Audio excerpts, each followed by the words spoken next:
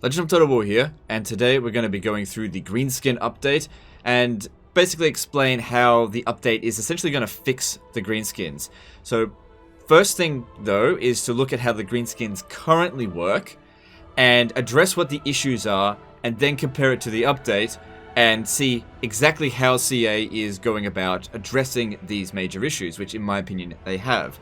So I'm just going to jump into a Grimgore Ironhide campaign, and we'll basically do a brief comparison between the two and explain, the difference between how it currently functions and what it's going to become. Alright, so here we are in a Grimgore Ironhide campaign, and we'll use this as a baseline to talk about the various problems that currently plague the greenskins, starting with the current war system. So the way it currently works is that you build up fightiness by winning battles and raiding and being in enemy territory.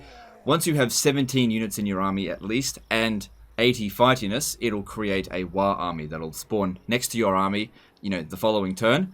And that army will be tethered to your army, but can be given various loose orders. Like, you can send it very far away if you absolutely need to just do odds and end jobs. But they're there to support your main force. Now, the problem with them currently is that they tend to be very suicidal. They'll attack the first thing that they see, and they usually don't care if they're going to lose that engagement. And so what is quite common is that a war army will spawn, and within 2 turns, that war army is dead. And you might think, well, easy come, easy go. But here's the big problem with it, is that when a war faction is created, it creates a pact between your faction and the new war faction. And if that pact is broken within 10 turns, you'll incur a reliability penalty, making all diplomacy for your faction more difficult until that reliability is fixed, which will quite often take more than 10 turns to fix. So that broken pact includes if the war faction is destroyed. Now, that's only if the war faction is destroyed, not the individual war. So, for example, if 2 wars are created at the same time from 2 different armies, and 1 war is destroyed, within 10 turns, you won't incur a reliability penalty because the pact is within the faction, not the individual army. Another thing is, if you had a war sitting around doing not much for 10 turns, then a new one is created and then gets destroyed, not a big deal because the war faction's still alive, or has been alive for 10 turns.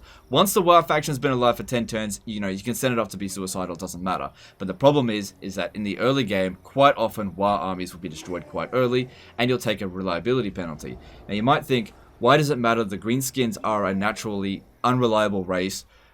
Maybe it doesn't matter, they don't even do much diplomacy. But here's the thing, is that while they do less diplomacy than other races, they still need to do diplomacy. You still need to negotiate with other greenskin factions, which you won't even be able to, organize a confederation very easily if you've got a, low reliability. But here's the other thing, is that other factions will declare war on you more often if you have low reliability. Now, that's a problem.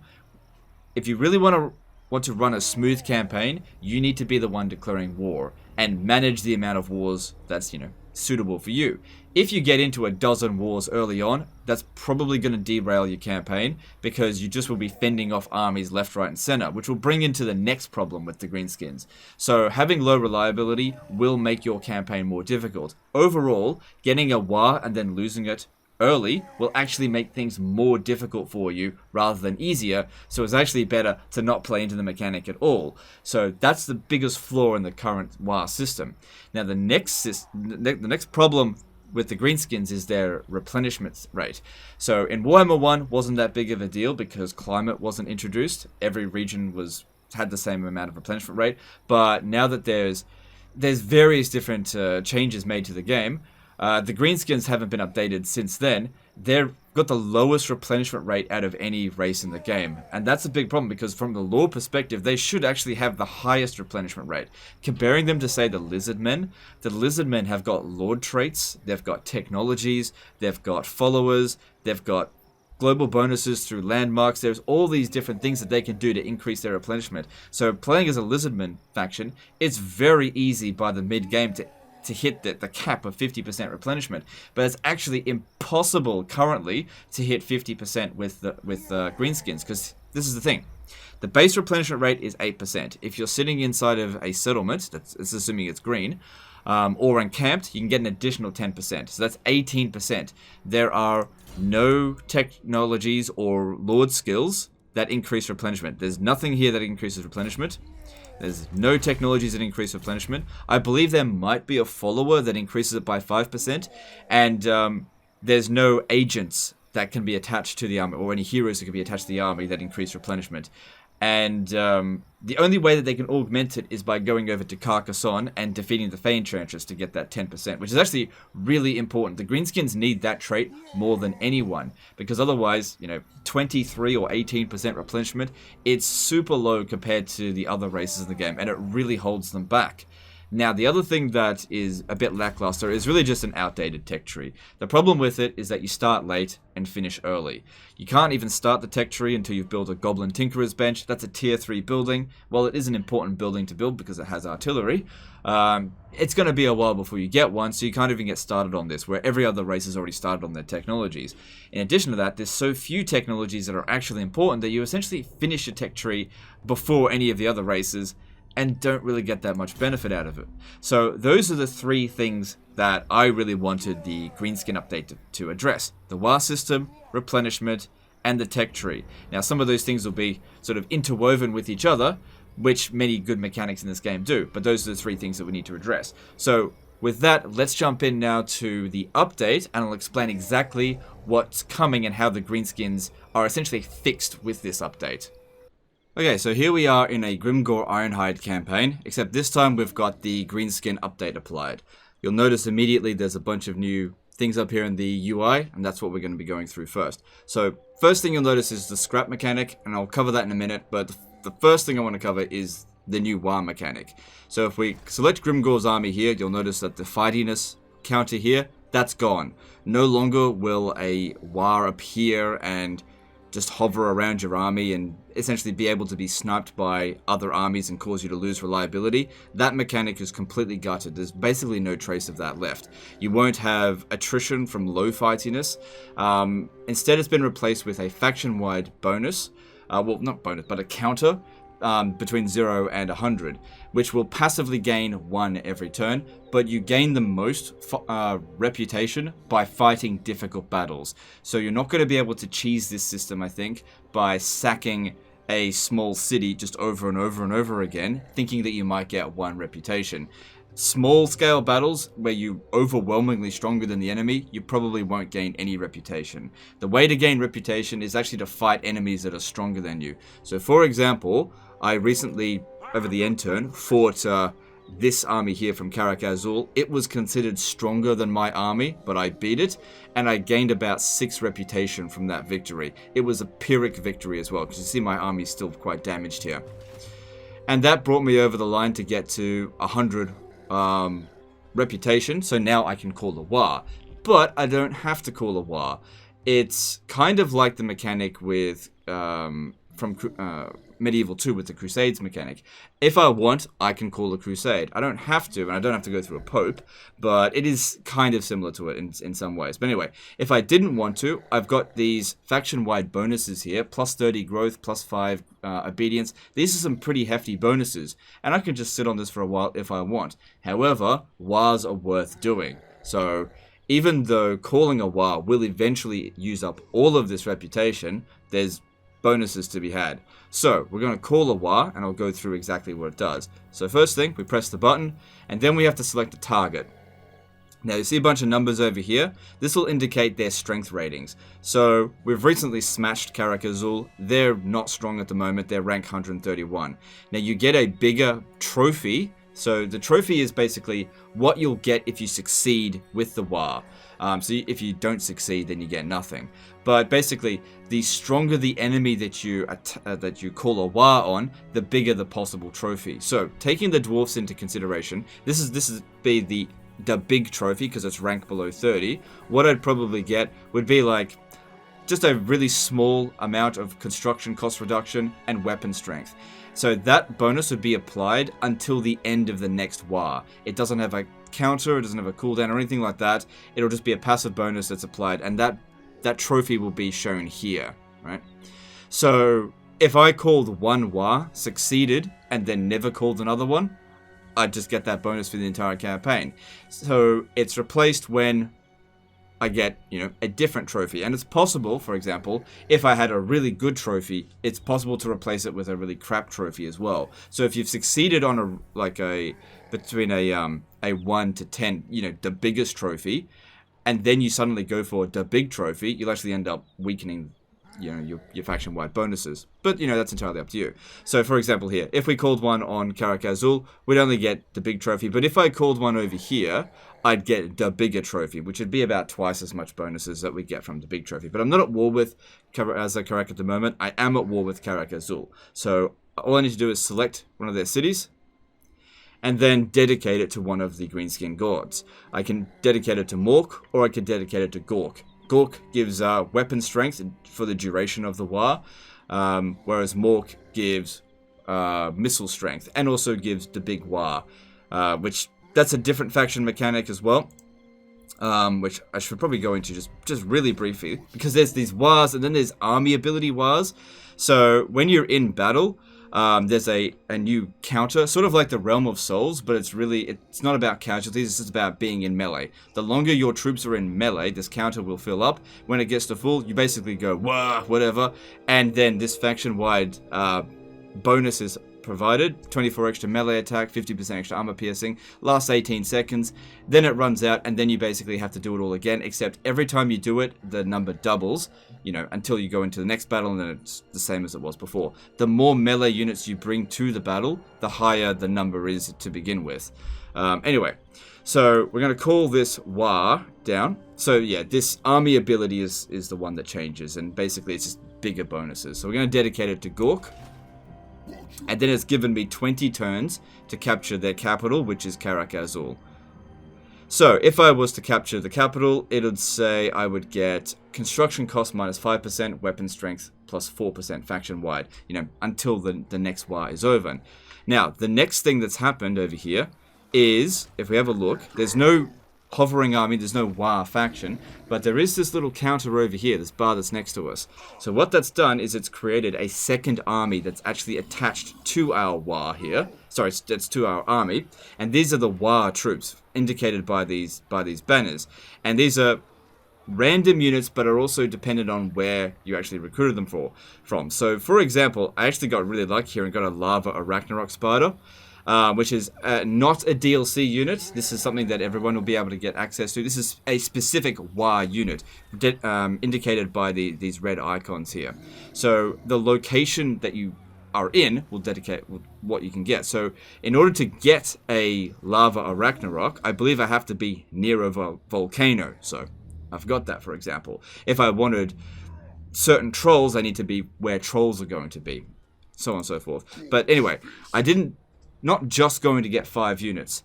So the number of units that I had in the army when I called the war will determine the max size of the war over time. So that number will increase by about 3 or 4 units every single turn until it reaches max capacity.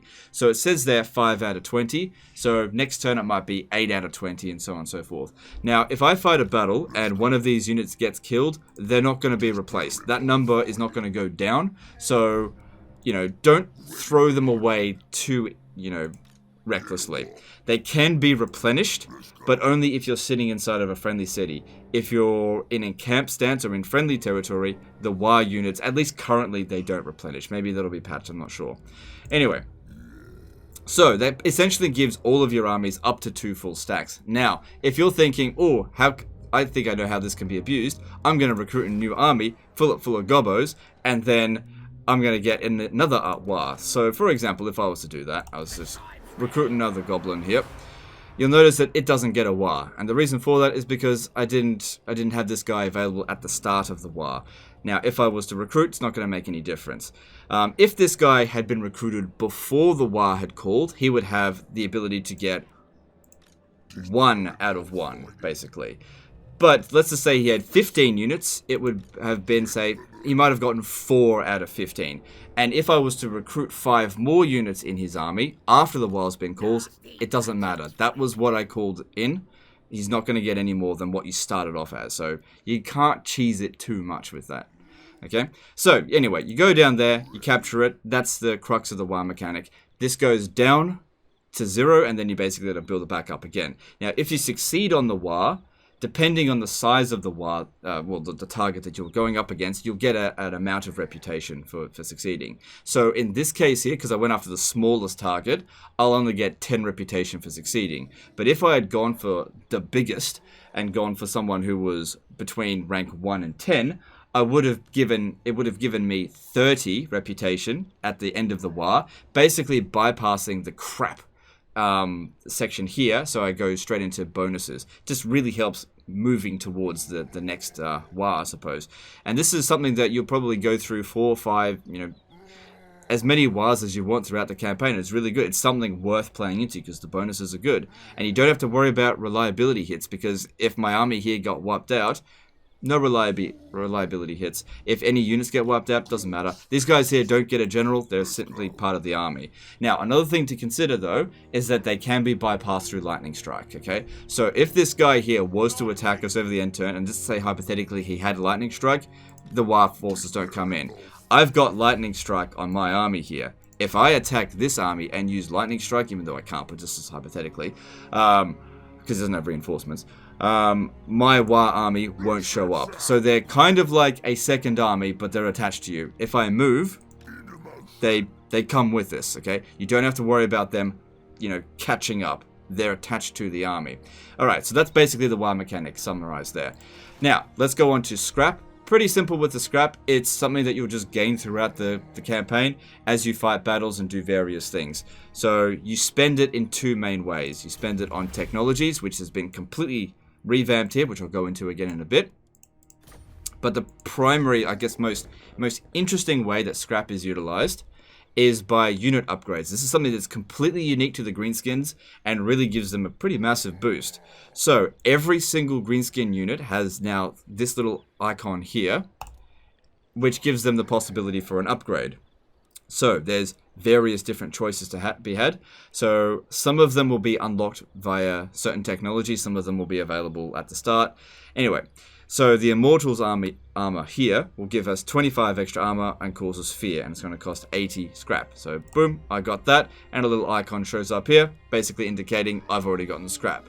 Now, if you regret the decision that you made and instead thought, 25 extra armor, I actually wanted one of the others, well, kind of too bad. You can't get any more than one, and you can't replace the one you've gotten. So plan ahead, and just try not to make a mistake, because you're not going to disband that unit and get the scrap back. That's spent.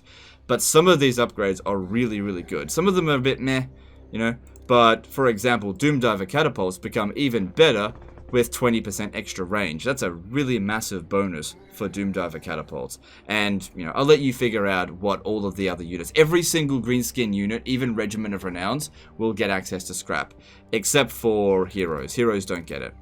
Okay, so the next thing I want to cover is replenishment, okay? It was a big problem for the greenskins before. Has it been fixed with this update?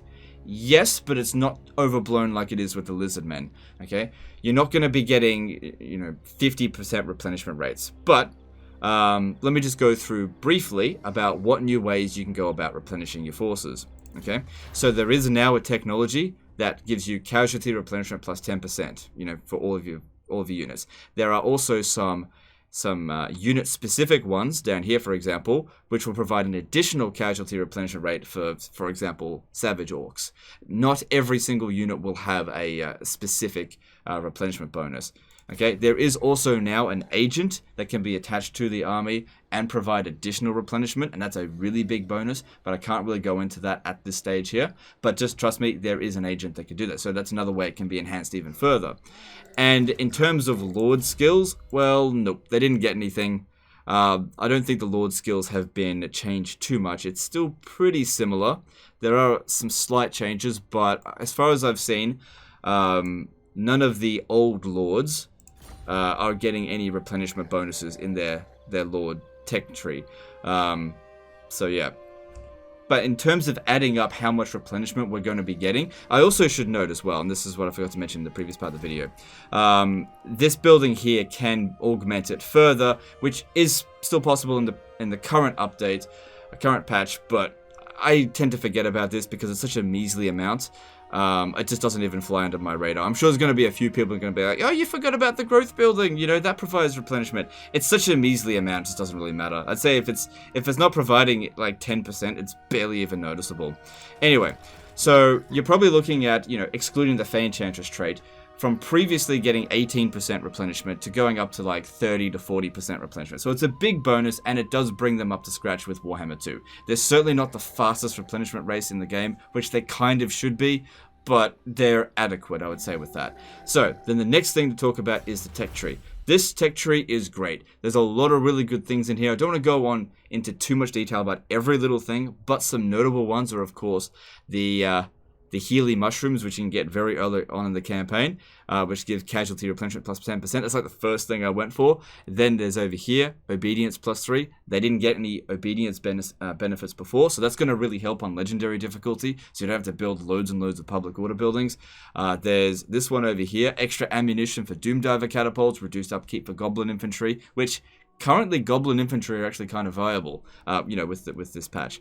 And, you know, Sharon is Karen, reduced upkeep cost for all units. And then there's various other ones out here that are good. There are some really good ones. I don't want to go over everything. I'll let you, you know, discover a little bit for yourself. So that's basically the crux of the update. Those are all the things. So the big question here is, are the greenskins fixed? Are they no longer a Warhammer 1 race playing in Warhammer 2, or are they now a Warhammer 2 race? Yes, they now feel like a Warhammer 2 race. There's now a lot more to do in your campaigns, a lot more intelligent decisions that you have to make throughout your campaign, and they feel like the greenskins should. So overall, this update, I think it covered all of the problems that I think that the greenskin had, and solved them. So it's a great update. Now, if you're wondering if you need to purchase a DLC in order to get these updates, no, you don't. If you don't purchase the Warden and the Paunch, you'll still get everything that you can see here. You know, from the WAR units, these are part of the update, to scrap, to the WAR mechanics, to the new tech tree. This will all be applied. The only thing you won't get if you don't get the DLC is the DLC specific units, and of course Grom the Paunch, which is available both on the Vortex and Mortal Empires map. You'll also still get the new start position for Azag, which he's like up here now. He's at Karak Ungor. So if I have a look here, you'll no longer see that Azag is available for me to recruit. I confederated Gorfang Rockguard at the beginning of the campaign. That's another thing as well. Confederations with greenskins is no longer... Well, it can be done by diplomacy, but they've also got the Norscan way of doing things. So I beat Gorfang Rotgut in battle, and I was able to confederate his entire faction. So, for example, if I wanted to confederate with Wurzag, you can see here, that's just not going to happen. I'd have to cancel the non-aggression pact. But let's just say if I saw him, you know, wandering around here, and I declared war on him and then attacked him and beat him, we have the option to confederate them, just like it is with Norska. Another really good benefit that brings them in line with Warhammer 2. Okay, so another thing to talk about is live streaming. So pretty much right at the point of you watching this video now, I'm preparing to live stream a Grimgor Ironhide campaign. Not this one here, I'll start again from scratch, and I'll go over more of your questions. Anything that I didn't perhaps cover in this video, you can come onto the live stream and chat to me. I'm going to be as open as I can be. There's still NDA stuff I have to work around about the Greenskin update. You can see how it works for yourself and basically get pumped. If you like the idea of greenskins but you didn't like how they were before, get pumped, because this update is a big deal for the greenskins, and I think everybody's going to be very happy with it. Anyway, that's me done. Hope you guys are enjoying the videos lately, and come onto the live stream onto a Grimgor Ironhide campaign. Anyway, I'll see you next time, fuckers, and that's the end of this one.